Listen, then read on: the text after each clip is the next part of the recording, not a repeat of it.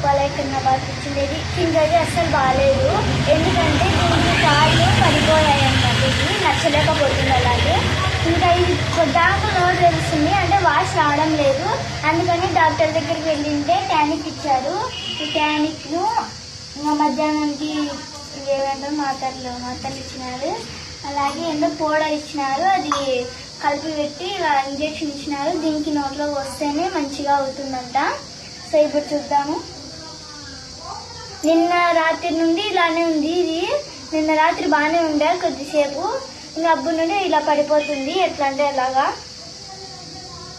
నాకైతే చాలా బాధగా అవుతుంది.